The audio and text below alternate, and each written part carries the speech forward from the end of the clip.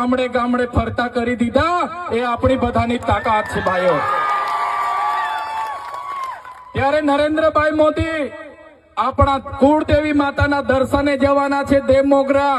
દેવમોગરા એ મહારાષ્ટ્ર, મધ્યપ્રદેશ, ગુજરાત અને રાજસ્થાનના લાખો લોકોનું આસ્થાનું કેન્દ્ર છે અને દેવમોગરા જઈને રાજનીતિ જ્યારે કરવા માંગે છે ત્યારે નરેન્દ્રભાઈ મોદીને હું આ મંચ પરથી કહેવા માંગુ છું, તમને જો આદિવાસીઓ માટે હિત હોય તમે દેવમોગરા જજો, તમે હિજારી લઈને આવજો, તમે મોવડાનો ચોખ્ખો દારૂ એક બોટલ લઈને આવજો,